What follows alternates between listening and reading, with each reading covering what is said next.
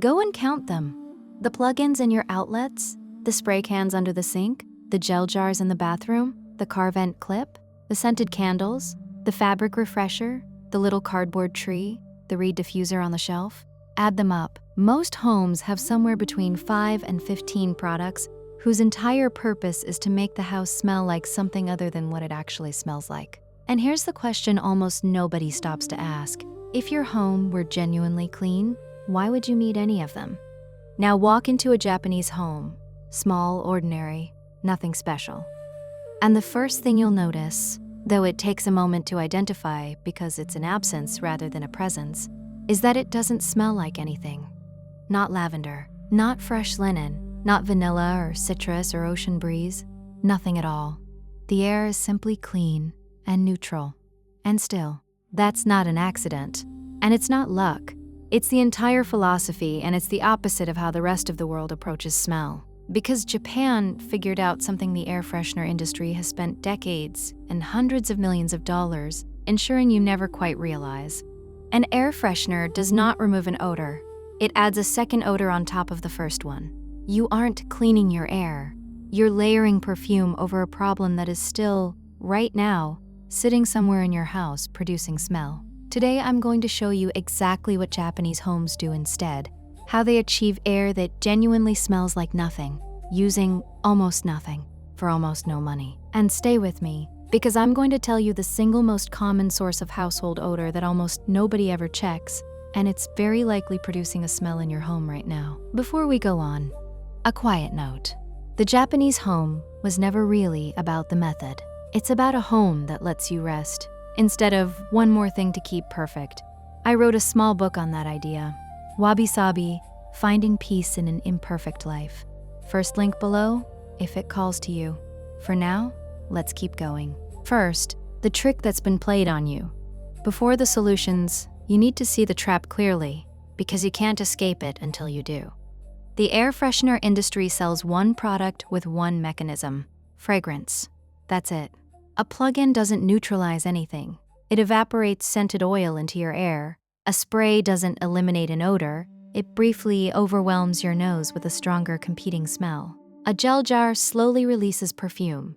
In almost every case, the smell you were trying to get rid of is still there, still being produced, still coming from whatever is causing it. You've just made it harder to detect. And here's why this is such a brilliant business model. A product that removes the source of a smell would be bought once. A product that masks a smell must be bought forever, because the moment it runs out, the original odor is right there waiting, exactly as strong as before. The industry isn't selling you clean air. It's selling you a subscription to not noticing. Worse, it has quietly rewired what you believe clean smells like. Think about it honestly. If you walked into a room that smelled of absolutely nothing, would you register it as clean? Or would some part of you think something was missing? Decades of advertising have trained us to associate cleanliness with pine, lemon, and fresh linen, which are not smells of cleanliness at all. They're smells of product. A hotel room that smells strongly of air freshener is a hotel room where something is being covered up. Japan never absorbed this training, and the cultural preference runs strongly the other way. There's a real concept in Japan of scent as something that can intrude on shared space.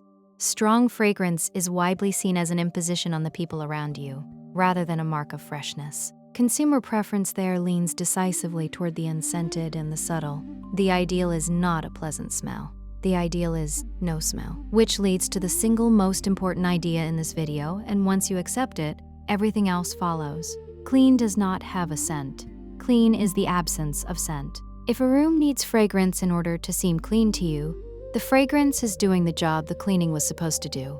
So here's what Japanese homes do instead. Method 1. Ventilate. Every single day. The first and most powerful thing.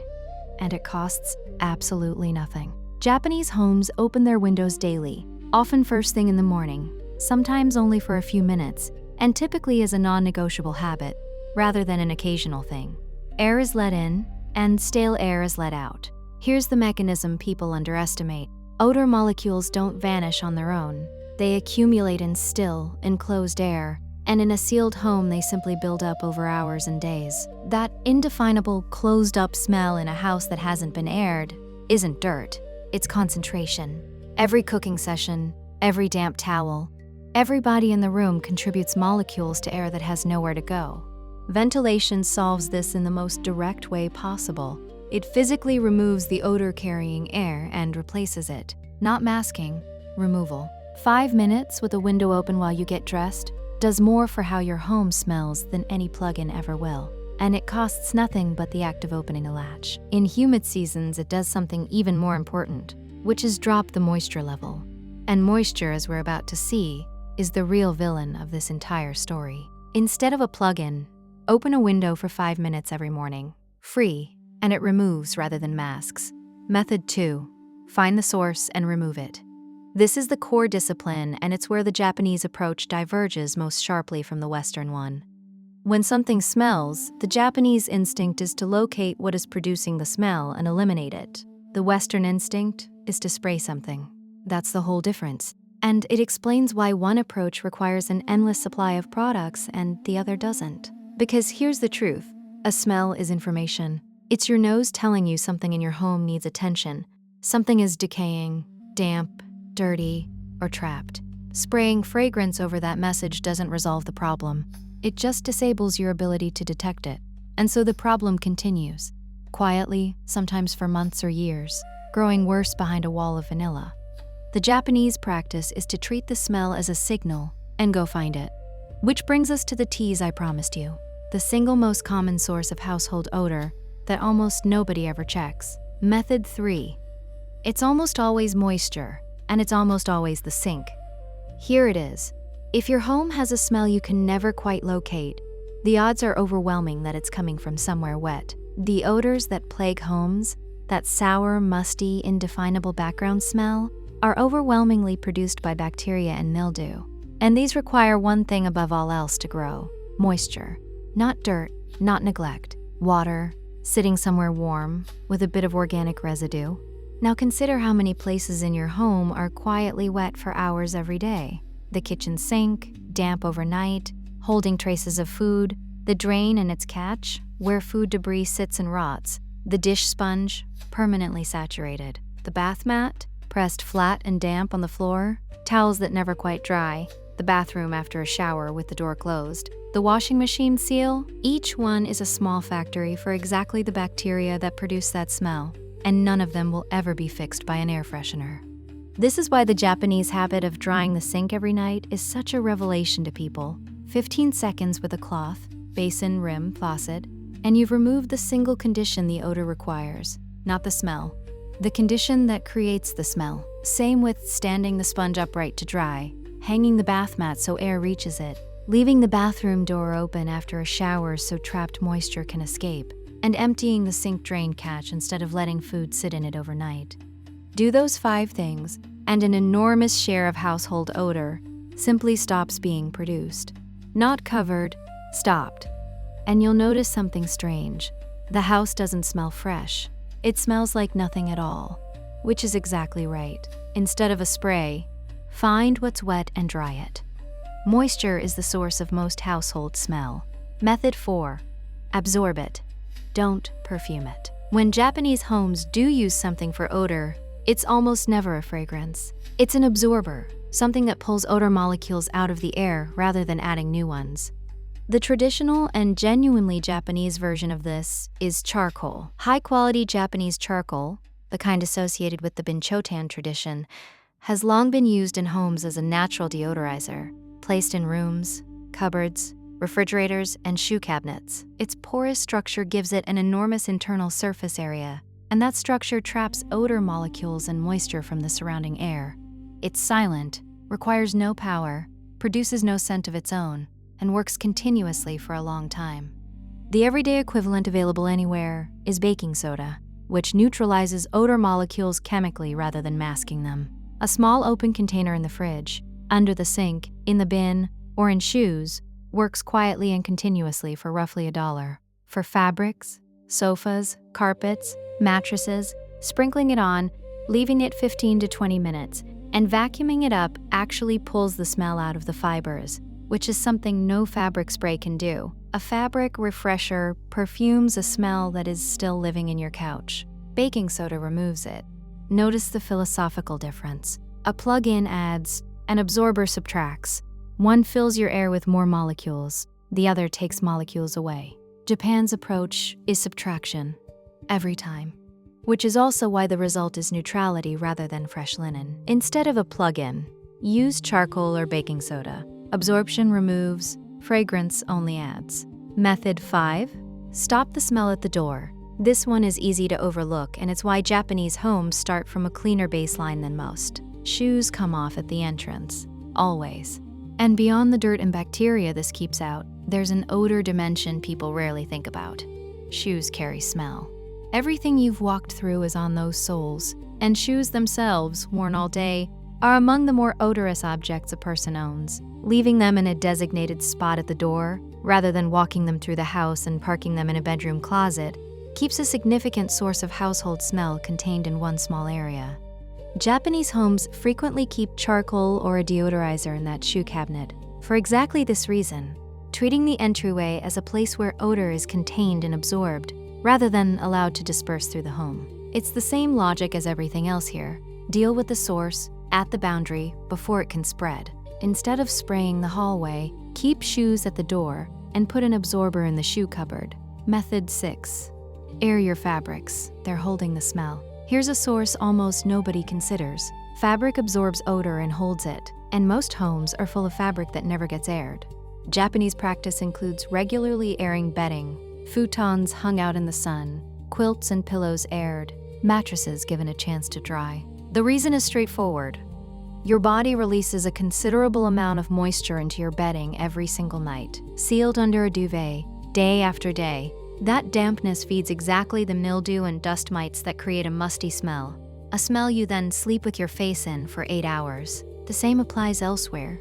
Curtains, cushions, rugs, upholstery, all of it slowly accumulates and holds the smells of a home. Sunlight and moving air do something no spray can. They dry the fabric out and let the trapped molecules disperse. So instead of spraying your couch with a fabric refresher, air the room and treat the fabric. Vacuum it, sprinkle baking soda and vacuum it off. Open the windows, let sunlight in where you can. You'll get an actual reduction rather than a perfumed version of the same smell. Instead of fabric spray, air and treat the fabric itself. It's holding what you're trying to cover. Method 7. Deal with waste properly.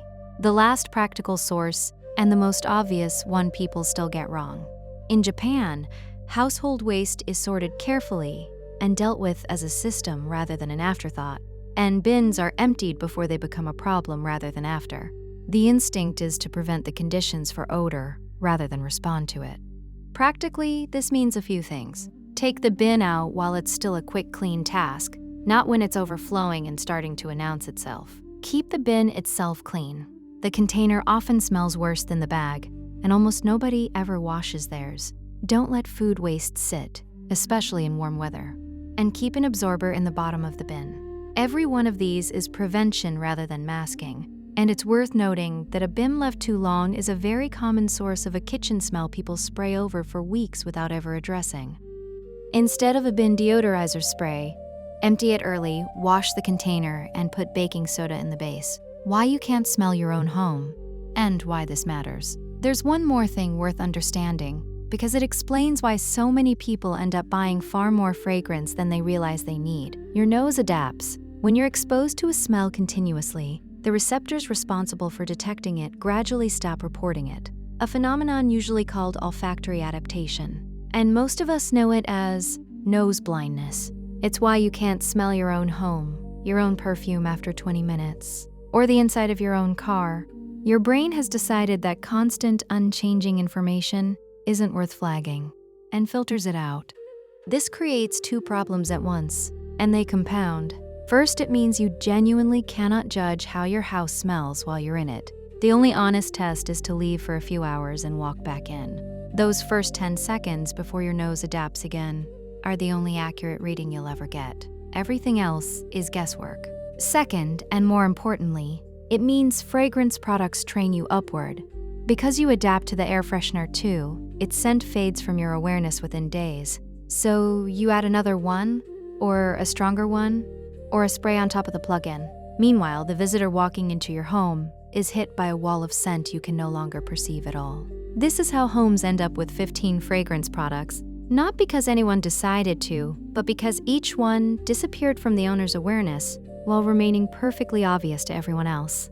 Removal doesn't have this problem. When you eliminate the source of an odor instead of covering it, there's nothing to adapt to and nothing to escalate. The air is simply neutral, and neutral stays neutral. You never need a stronger version of nothing. The reason they never told you. So, why has an entire industry worked so hard to make sure the obvious answer never occurred to you? The answer is the same as it always is. You cannot build a large industry selling people an open window. There's no repeat purchase in ventilation, no brand loyalty in drying your sink, no margin, no patent, no seasonal fragrance line in a box of baking soda that costs $1 and lasts 3 months. Nobody can own charcoal. There is simply no way to build a business on solutions that are free, permanent, and require nothing beyond a habit. But there is an enormous business in fragrance, precisely because it never solves anything. A masked smell returns the instant the product runs out, which guarantees the next purchase, forever. The business model requires the problem to persist, and so an entire category of products exists to make you comfortable with a problem rather than to fix it. There's a health dimension worth naming honestly as well. Air fresheners and plug-ins release fragrance compounds into the air you breathe in an enclosed space, continuously, for weeks. Some people, particularly those with asthma, allergies, or sensitivities, react badly to exactly this kind of sustained exposure. Choosing removal over masking means the air in your home has fewer things in it, not more, which is a reasonable thing to want in the place where you sleep and your children play. Japan's preference for odorlessness was never driven by marketing. It came from a cultural instinct that strong scent imposes on shared space, and from a practical tradition of solving problems at the source. The result is homes that smell like nothing, which, once you've experienced it, is unmistakably the smell of clean. Your plan, starting tonight. Here's exactly what to do, and it costs almost nothing. Tonight, dry your kitchen sink completely before bed. 15 seconds. Stand your sponge upright. Empty the drain catch. Hang your bath mat and leave the bathroom door open. Tomorrow morning, open a window for 5 minutes while you get dressed. This week, buy 1 box of baking soda and optionally a piece of charcoal. Put small open containers in the fridge, under the sink, in the bin base, and in your shoe cupboard. Total cost, a couple of dollars. Then do this. Unplug your air fresheners. All of them. Give it a week, and then walk into your home after being out for a few hours, which is the only way to smell your own house, honestly, and notice what it actually smells like. If it smells like nothing, you've won. That's the entire goal.